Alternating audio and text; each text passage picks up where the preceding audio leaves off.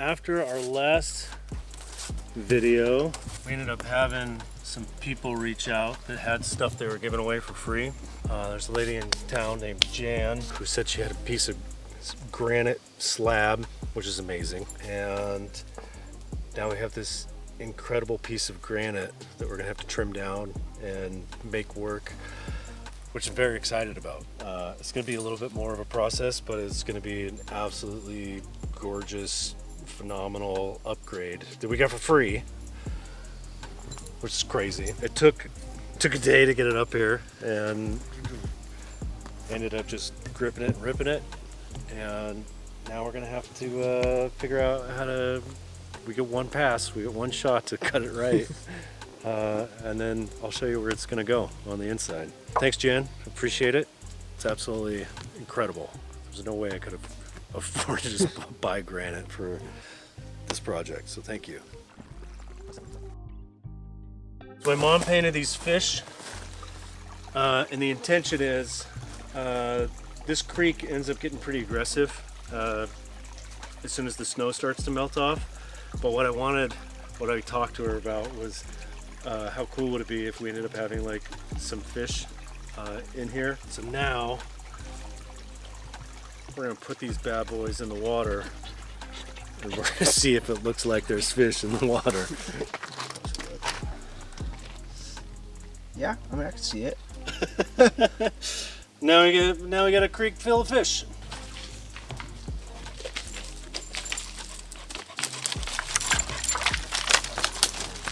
Hope it doesn't wash away.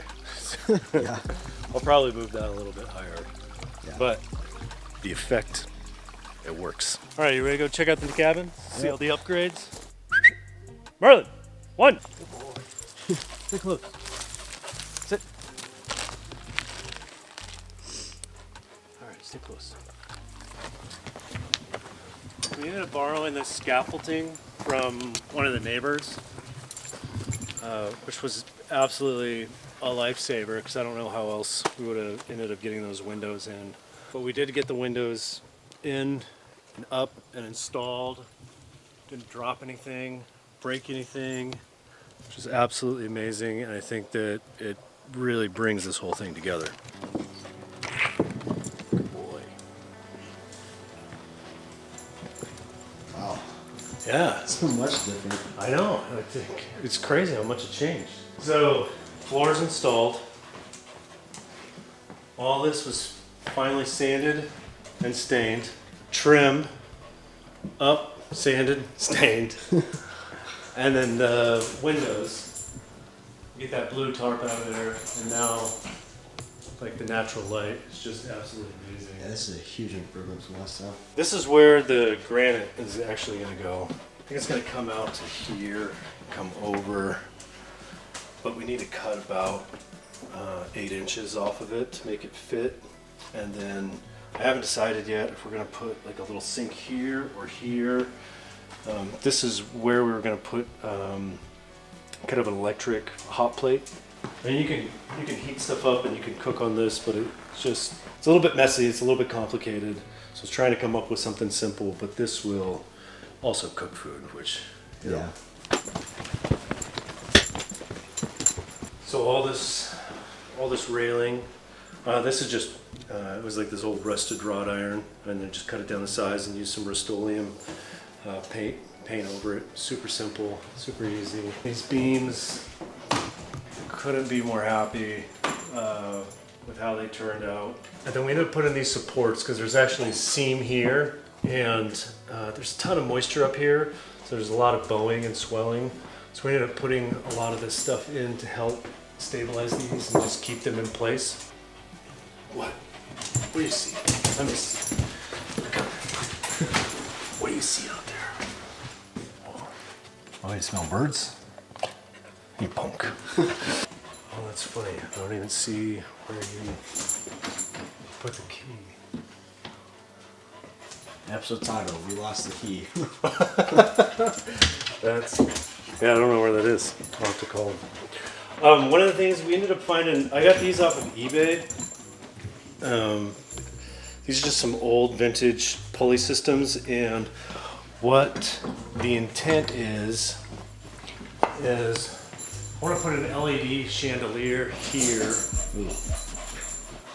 And then with the pulley system, we'll actually be able to raise and lower it. That will be, I thought about doing candlelight, but that's just kind of crazy. I will be getting some kind of solar system just so that we can actually run some light, because in the wintertime it's gonna get system. Solar system. So that we could actually run some stuff. But super happy with how everything turned out. We have some live edge up around the top of the frame. I don't know what I'm going to put there yet, but I do want to put some sort of fun cabiny rustic, giant moose head if anybody wants to donate one. Yeah, giant moose head. Some antlers. Yeah, some antlers. So next on the list, I can start working on the exterior. Mm-hmm. So we're going to go with a board and batten, and then just finish up some of the fascia and get this sealed in as best as possible. Do get a couple little birds trying to make nests. So you can see there's just some things that need to be kind of sealed up. So did that come with the furnace? No, so actually the interior piping we got for free. This we had to pay for this extra, which isn't cheap, but for how much or how tall it is, the fact that we got any actual tubing or piping at all was really significant. The rest of this setup ended up costing like an extra $400, but it was super important to kind of keep all of the heat and everything as far away from the structure. We could have gone just easy, simple, shot it out this way, but that would have been a little sketchy. It's like somebody ate all the raspberries. Can you believe that? I wonder who. Lots of people out here. It could be anyone. So I was looking online, and apparently back in the 80s, there was, in this specific area, there was somebody who did like a total like Bigfoot. No, I didn't know that. Yeah, it's crazy. So he's from I think he's from Walla Walla. But they came out here, and there was a Bigfoot sighting. There's actually like that janky footage where you see like some movement. Yeah. But there was there's a whole Wikipedia page on Bigfoot in the Blue Mountains, and I was like, get out of here. Get out of here. We need like a Blair Witch Project, but Pacific Northwest edition. How would be Bigfoot? Oh yeah, exactly. I was gonna get I saw somebody online had a Chewbacca costume for sale, and I was like, that would be so funny. Yeah. Just put together, just be a Wookiee walking around there in the background of one of these. So these were donated by a good friend of mine, Phil Bear. That's his actual name. First name Phil, last name Bear. We just call him Phil Bear for short, or long. He had a whole bunch of kitchen supplies. Actually, he came out and we built the fire pit, and then we were working on, we didn't even have the foundation of the cabin up yet, and we ended up sleeping in this bad boy. Oh, wow. So upstairs there's basically a flat area. And we ended up sleeping up there. There was a marmot or something that was rolling around after it got dark, which was amazing. Like there's no light pollution, so we were just watching stars for a couple hours. Yeah. And then you know how you get that like nervous feeling when you can hear something that's just kind of like milling about.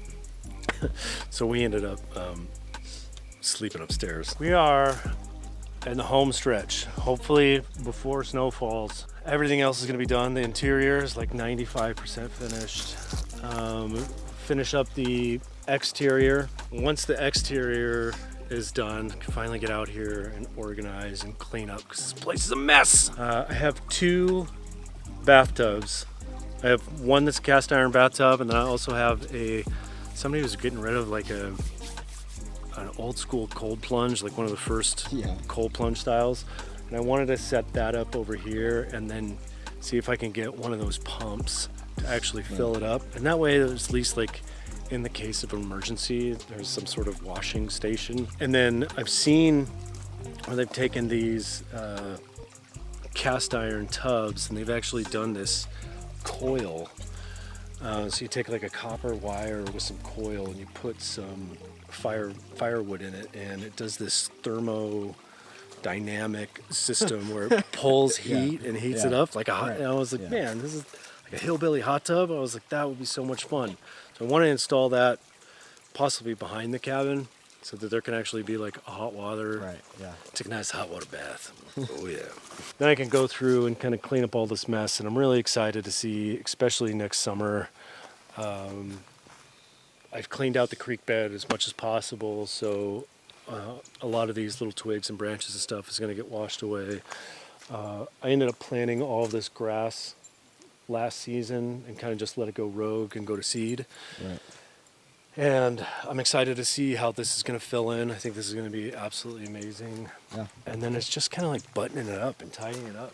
All of this material, and I've debated where that tree's fallen, actually turning that into like an open space workstation, because I really would like to be able to continue to make some different things. It's easy, some stuff like a greenhouse, planter beds, stuff like that, to where this can actually be a full self-sustaining off-grid ecosystem, which I'd really love to be able to get there. What do you think, Merlin boy?